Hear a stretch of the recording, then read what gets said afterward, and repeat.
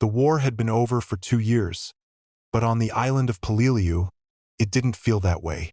The jungle had swallowed the battlefields whole, wrapping everything in silence and green.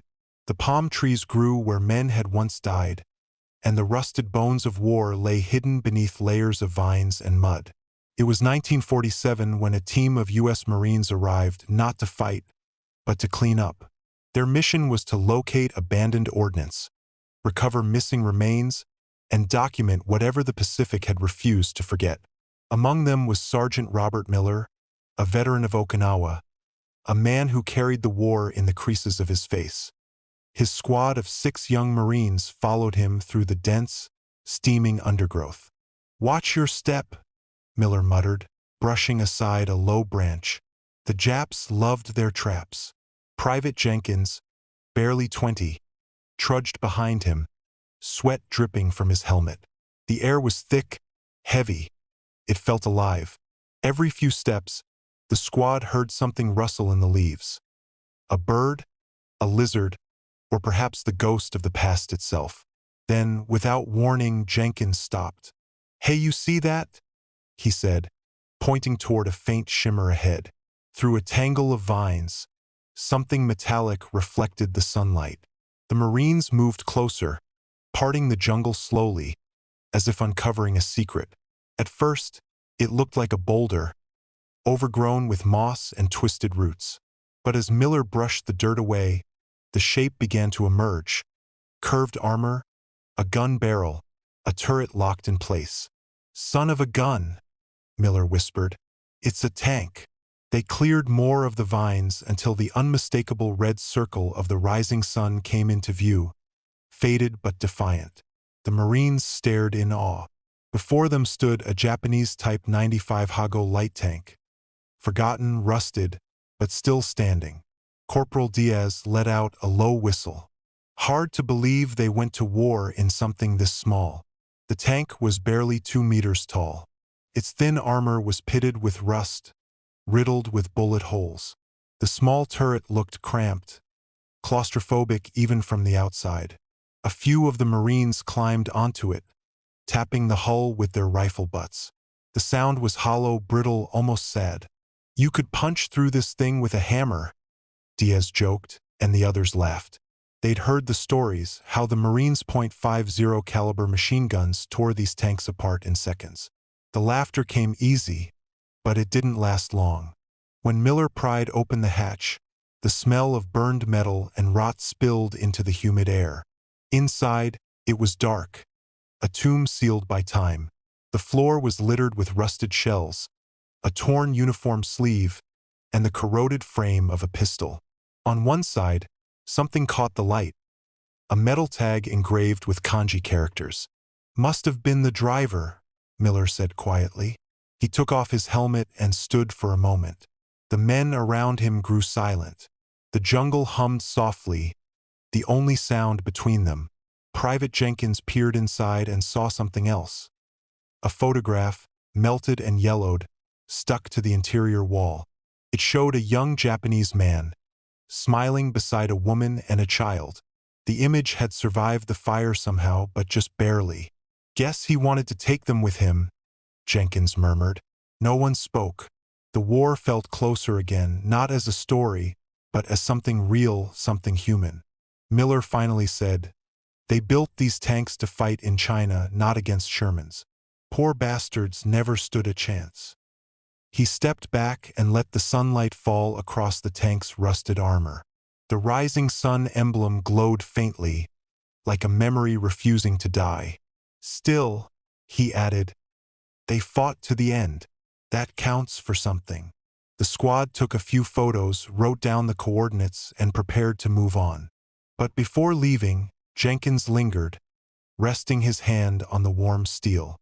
"Think anyone remembers them?" he asked. Miller looked back. "Maybe not their names," he said, "but someone will remember what they fought in." As they walked away, the jungle slowly began reclaiming its silence. The vines swayed in the breeze, covering the tank once more. The sun glinted off a single bullet hole, one of dozens that had ended the machine's life. Years later, Historians would confirm that several Japanese tanks had been lost on Peleliu during the desperate counterattacks of September 1944. Most were destroyed by American bazookas or .50 cal fire before they could even reach the beach. This one must have been abandoned, its crew likely killed or fled into the jungle. None survived. When a recovery team returned months later, they found the tank just as Miller's squad had left it. Silent, half-buried, eternal. It was eventually catalogued and photographed for the National Archives. The report listed it clinically, Type 95 Hago, Japanese light tank, found intact. No survivors. But the Marines who had stood before it didn't need a report. They'd seen enough to know that what lay inside wasn't just steel and rust. It was memory, sealed in metal. And so, on that humid afternoon in 1947, beneath the endless hum of insects and the weight of history, a handful of men stumbled upon a ghost from another world. A ghost that once rolled through jungles with fire in its heart, and now rested quietly beneath the same trees, as if waiting to be found. The Hago didn't roar anymore. It didn't fight or burn. It simply existed, a monument to courage, futility, and the strange silence that follows after war. Hago tank, the samurai armor. When U.S. Marines first laid eyes on the Japanese Type 95 Hago tank, they didn't quite know what to make of it. It looked small, almost toy-like compared to the steel giants they'd seen in Europe or the Pacific's rare armored encounters. But to the Japanese army, this light tank was a symbol of pride, a piece of samurai armor reborn for the mechanized age. The Type 95 Hago was introduced in the mid-1930s, during a time when Japan's military was expanding across Asia. It weighed barely 7.4 tons, light enough to be transported by ship, pushed through the jungle, or even driven across bamboo bridges. Its 37mm main gun and twin 7.7mm machine guns gave it enough firepower to dominate infantry on open ground, and its speed made it perfect for lightning assaults in China and Southeast Asia. For the Imperial Japanese Army, the Hago wasn't just a vehicle. It was a symbol of how Japan could merge modern technology with traditional warrior spirit. The crews who operated these tanks treated them almost like living beings. They polished their armor before battles, painted personal emblems on the sides, and often carried good luck charms from home. Small paper talismans from Shinto shrines or folded letters from loved ones. Before rolling out to combat, tank commanders were known to bow to their vehicles, whispering quiet prayers for victory. It was this ritual that earned the Hago the nickname samurai armor among the soldiers who fought inside them. But beneath the pride and ceremony, the Hago had serious flaws. Its armor was only 12mm thick at most, just enough to stop small arms fire, but no match for modern anti-tank weapons. Even heavy machine gun rounds, especially the powerful American .50 caliber, could pierce its hull with ease. Inside, the crew of 3, commander, gunner, and driver, sat in cramped quarters with minimal visibility. There was no radio in most early models, forcing crews to use flags or hand signals in battle. Still, during the early years of the war, the Hago achieved surprising success. In 1941 and 1942, it played a major role in Japan's rapid conquests through Malaya, Burma, and the Philippines. Allied forces, caught off guard by Japan's speed and coordination, often found themselves retreating before they could mount effective resistance. British and American troops nicknamed it the bamboo tank, mocking its thin armor but also respecting its agility and the bravery of those who operated it.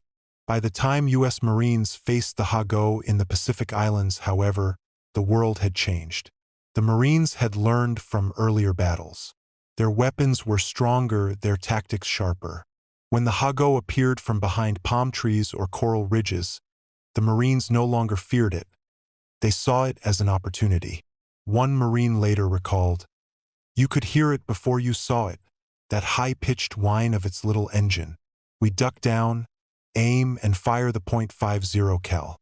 The bullets went clean through like it was made of tin." Another Marine described finding an abandoned Hago on Guam. We climbed on top and knocked on the armor.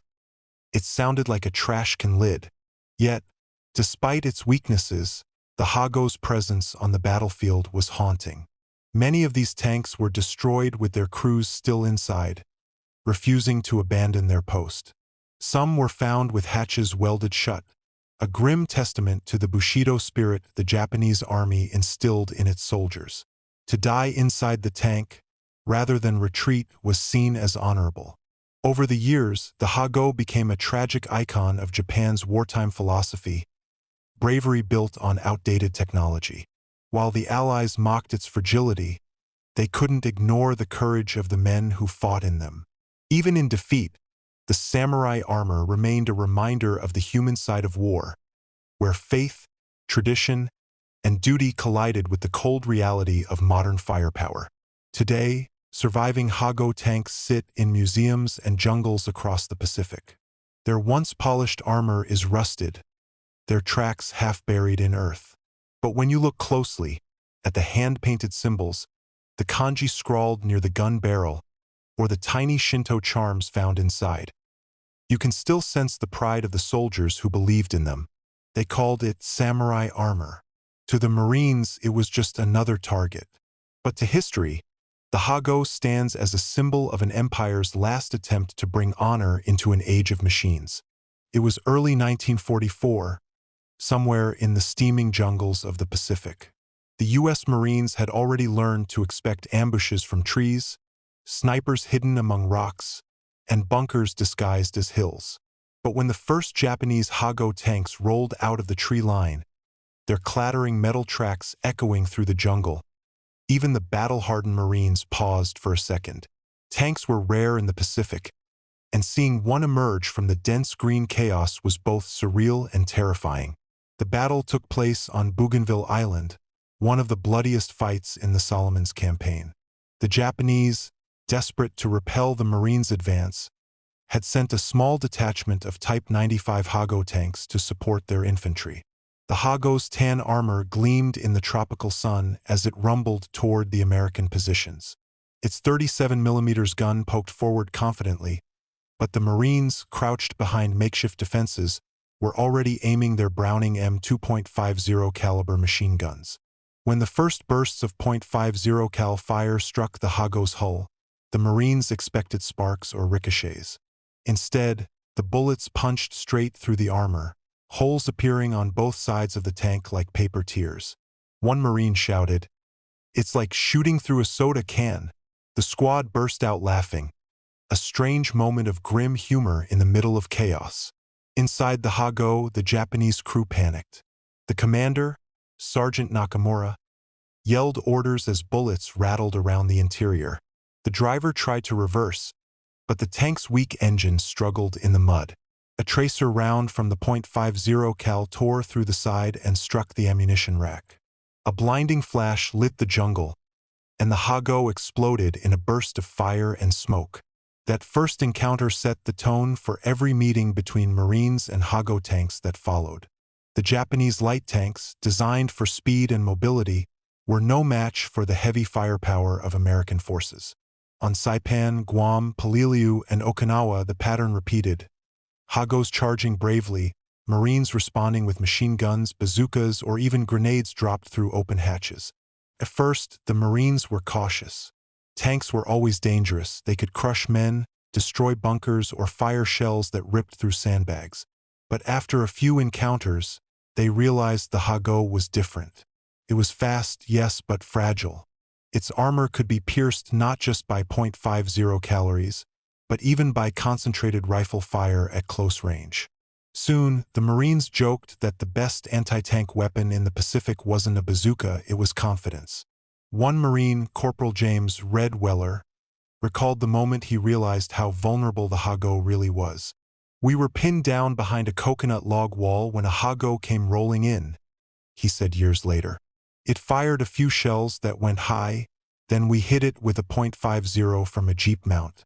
The rounds went in one side and out the other. The tank stopped dead. When we went to check it out, the inside looked like Swiss cheese.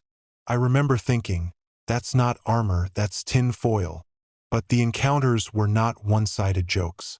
The Japanese crews fought with terrifying dedication. Even as their tanks burned, they stayed inside, firing until the last shell. Many Hagos were found with their hatches sealed from the inside, a final act of defiance. Marines who inspected the wrecks often found personal items among the ashes. A family photo, a samurai charm, or a small flag with signatures from loved ones. It was a sobering reminder that behind every thin steel plate was a man who believed in his duty until the very end. On Saipan, a group of Hagos attempted a daring nighttime counterattack. Under the cover of darkness, they crept toward Marine lines. The noise of their engines gave them away, but the sight was unforgettable. Glowing embers in the dark, headlights flickering like ghostly eyes. When the first tank fired, its shell burst harmlessly in front of the American trenches. The Marines opened fire with every weapon they had. Rifles, machine guns, even flamethrowers. Within minutes, the jungle was lit by burning tanks, their crews still fighting as flames consumed them. By 1945, the Hago had become a relic on the battlefield. Against Sherman tanks and Marine air support, it stood no chance. Yet, the Japanese kept deploying them, driven by the belief that courage could compensate for weakness. The Marines, though, had learned to see the Hago as both a threat and a tragedy, a machine that symbolized bravery trapped in outdated steel. After the war, wrecked Hagos were left scattered across the Pacific Islands. Marines would sometimes pose for photos beside them, grinning as they leaned against the bullet-riddled hulls. But many veterans later admitted that those broken tanks haunted them, reminders not of victory, but of the human cost of war. When we met the Hago, one Marine wrote in his diary, "We laughed at how weak it was, but after the fighting stopped, I thought about the men inside. They fought to the last, same as us. Maybe they thought their tank really was samurai armor. Maybe they just didn't want to surrender. Either way, they deserved respect." The encounters between Marines and Hago tanks became a strange chapter in the Pacific War, where one side brought overwhelming firepower and the other brought unshakable faith. The jungle battlefields still hide some of those tanks today, rusting beneath vines and soil. And though the laughter of the Marines once echoed across those fields, it's the silence that remains now. A quiet, solemn tribute to the day the Marines met the Hago. The Browning M2.50 caliber machine gun was the Marines' best friend in the Pacific. It was big, heavy, and loud, the kind of weapon that didn't just fire, it spoke dash. When it roared, everything else went silent. And when the Marines turned it against the Japanese Type 95 Hago tanks, it did more than just speak, it laughed. The .50 cal, designed by John Browning back in World War I, was never meant to fight tanks. It was a heavy machine gun for aircraft, trucks, and infantry support. But in the Pacific jungles, where armor was light and distances were short, the Browning became the ultimate equalizer. Mounted on jeeps, sandbag bunkers, or even propped on makeshift tripods, it was capable of tearing through walls, trucks, and, as the Marines soon discovered, tanks that were supposed to be invincible. The first time a Marine saw his bullets pierce a Hago's armor, it didn't seem real. A tank, even a small one, carried an aura of power. It was the king of the battlefield in Europe, where even medium tanks like the German Panzer could shrug off rifle rounds and small-caliber shells. But in the Pacific, the Marines quickly learned that the Hago was a different creature entirely. At a range of just a few hundred yards, the .50 cal's armor-piercing rounds could slice through the Hago's 12 millimeters of steel like a knife through a ration tin. Marines on Guadalcanal, Bougainville, and Saipan soon realized that they didn't need bazookas or anti-tank guns. All they had to do was aim steady and let the Browning sing. On one occasion, during the Battle of Guam, a Marine squad spotted a Hago trying to flank their position. The tank's 37 millimeters cannon fired wildly, shells bursting in palm trees above their heads. The Marines dropped behind cover, and one of them, a corporal named Dean Larkin, swung his Browning toward the sound. He fired a short burst, then another. To everyone's amazement, the bullets didn't bounce. They went straight through the tank's side. Moments later, black smoke poured from the hatches. The crew never had a chance. Larkin just shook his head and muttered, "Hell, it ain't even a tank. It's a tin can with a gun." That became a running joke among the Marines, calling the Hago a tin can, a rice burner, or even Japan's armored lunchbox. The .50 cal didn't just destroy the tank. It humiliated it. It was as if the gun was mocking the outdated machine with every round. The nickname Laughing .50 started spreading through the ranks, not because of any sound the gun made, but because of what it did. It made the Marines laugh in disbelief. But behind the humor was a deeper, darker truth. The .50 cal's devastating power also revealed the brutal imbalance of the war's later years. While Japanese engineers had built the Hago for mobility and fast attacks, perfect for China's open plains, it was hopelessly outmatched in the Pacific Islands. The Marines' weapons had evolved. The Hago had not. Every time the .50 cal tore through its thin plating, it was a reminder that technology had left the Japanese tank crews behind. On Peleliu, during one of the fiercest battles of the Pacific, a platoon of Hagos attempted a desperate charge against Marine lines. The Browning gunners opened up, and in seconds, 3 tanks were burning. One Marine remembered, "It was like shooting through cardboard. You'd see daylight through the other side before it even stopped moving." The laughter came again. Not joyful, but nervous, almost hollow. War had a strange way of turning horror into humor, if only to keep the fear away. Even pilots joined in. When Marine corsairs strafed enemy positions, their .50 cal wing guns cut through Hagos like scissors through paper. Some pilots reported that their bullets passed completely through tanks and still hit targets behind them. One after-action report described the Hago as offering no more resistance than a light truck. By 1945, the Japanese crews knew their fate whenever they saw the muzzle flash of a Browning. Yet they kept fighting. Some tried to ambush jeeps using terrain to their advantage. Others charged straight into gunfire, hoping to get close enough to inflict one last blow before being cut down. To the Marines, it seemed insane, but it was also strangely admirable. The men inside those fragile machines fought with the spirit of samurai, even when their armor couldn't save them. After the war, many Marines reflected on those encounters. Some kept spent .50 cal casings as souvenirs. Others avoided talking about it entirely. One veteran wrote in his diary, "We laughed because it was absurd. A machine gun killing a tank, it didn't seem right. But it happened. And the men inside, they didn't laugh." The .50 cal became a legend, not just for its power, but for what it represented, the triumph of modern firepower over outdated valor. The Hago, once called the samurai armor, had met its end not at the hands of a massive cannon or a mighty tank, but by the chattering laughter of a machine gun older than the war itself.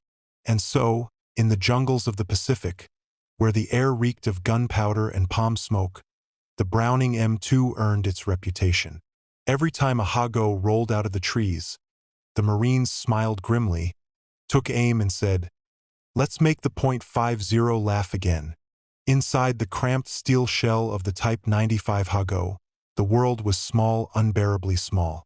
3 men shared that space: the driver, the gunner, and the commander.